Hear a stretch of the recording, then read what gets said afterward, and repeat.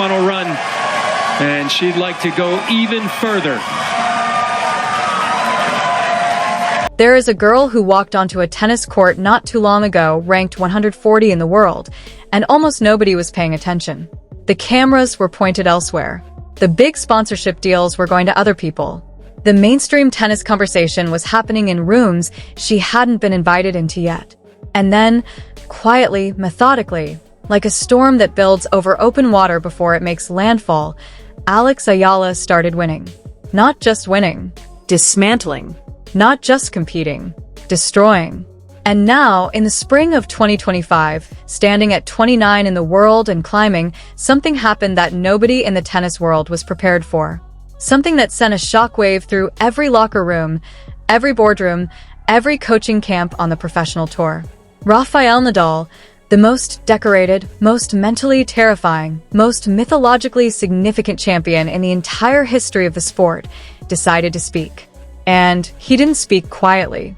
He didn't offer some diplomatic, carefully worded corporate statement designed to say nothing while sounding polite. He pointed directly at Alex Eala and told the entire world exactly who she is and exactly where she comes from. And the moment he did that, everything changed. To understand why this matters so deeply, you have to understand what the Rafa Nadal Academy in Mallorca actually is, because people throw the word around casually, and it deserves far more respect than that. This is not a training facility where talented teenagers come to polish their backhands and take promotional photos for social media. There is nothing glamorous about what happens inside those walls. What the Nadal Academy does, what it has always done, is take raw human beings with enormous potential and systematically strip away every single comfort, every mental crutch, every instinct towards self-preservation, until what remains is something closer to a weapon than a tennis player. They work you until your legs give out, and then they ask you to run another lap. They put you in pressure situations so relentlessly, so repeatedly, that pressure stops feeling like pressure and starts feeling like home. They train the fear out of you, not by making you confident in the traditional sense, but by making you so familiar with difficulty, so deeply comfortable with suffering, that when a match gets tight at 5-4 in the third set with everything on the line, your heartbeat doesn't change. Because you have been in that place 1,000 times before breakfast. Nadal built that academy in his own image. He built it to create players who operate from the same psychological framework that made him the most relentless competitor the sport has ever witnessed. A framework that says every point matters equally, that no lead is safe, that no deficit is fatal, that the match is never over until it is over, and that surrendering mentally is simply not an option that exists. When Nadal looks at Alex Eala, he is not looking at a student anymore. He is looking at a mirror. He sees the same punishing topspin, the same obsessive footwork, the same refusal to give you anything for free. But more than any technical element, he sees the eyes. That calm, focused, almost unsettling stillness that she carries onto the court, that quality that makes opponents feel like they are not just playing a tennis match, but walking into something they don't fully understand.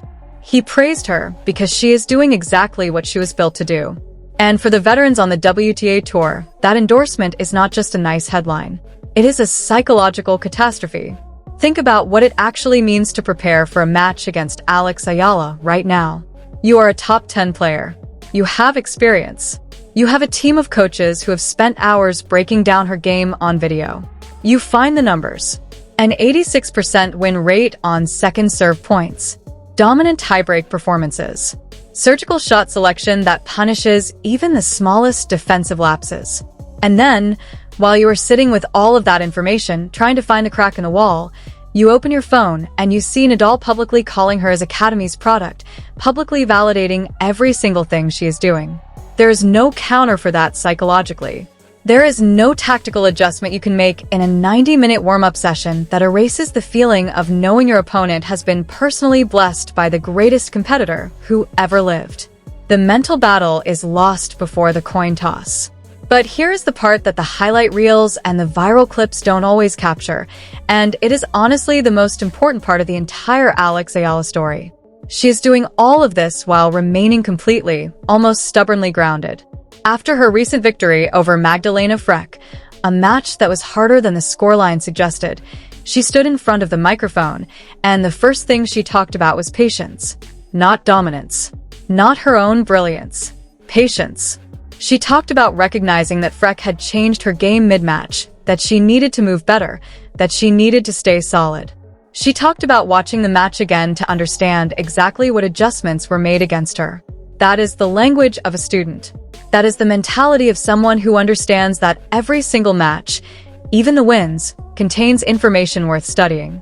She talked about the mental toll of competing at this level week after week, acknowledging honestly that it drains you, that it takes something out of you, but framing it not as a complaint, but as part of the process of becoming a better player and a more mature person.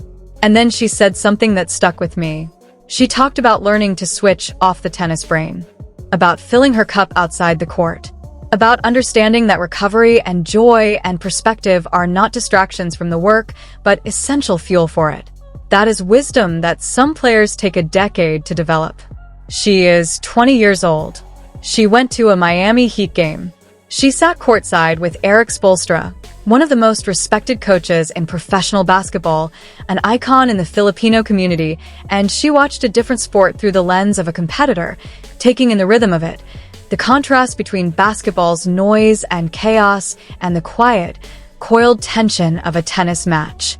She said it was his first tennis match, and she was genuinely happy she could give him that experience.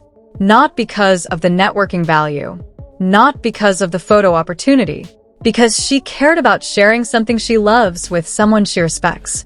That is who she is when the cameras follow her off the court. And then when she steps back onto it, she becomes something else entirely. At Miami this year, she has a different energy than the girl who showed up here 12 months ago, ranked 140 in the world. The crowd feels it. When she walks onto the court in Miami, the reception is something that you have to experience to fully understand. The Filipino community in South Florida turns out in force, and they are loud, and they are passionate, and they are deeply, personally invested in every single point. But it is not just the Filipino community anymore. The Rafa Nation has adopted her.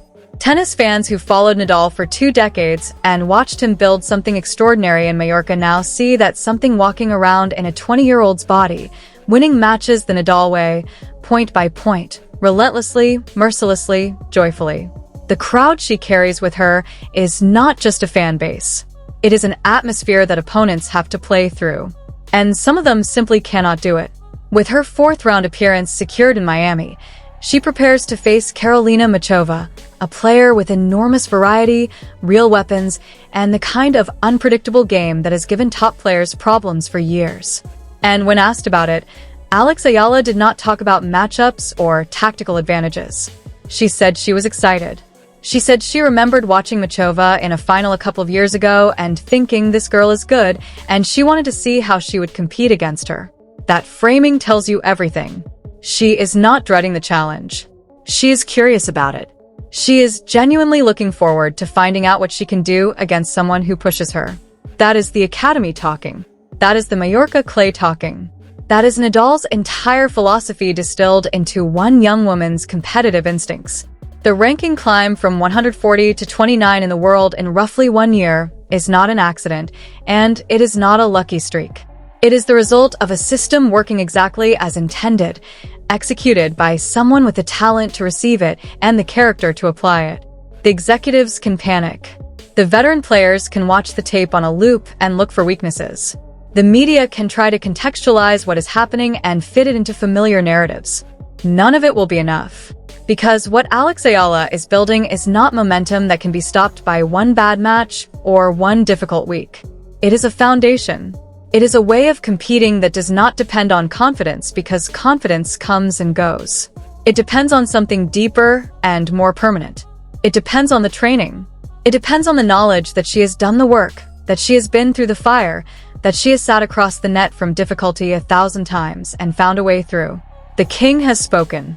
But more importantly, she has shown us, week after week, match after match, point after point, that she has earned every single word of that praise.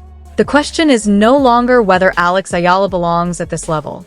The question is how far up she is going to go before anyone can slow her down. And right now, nobody has a convincing answer to that.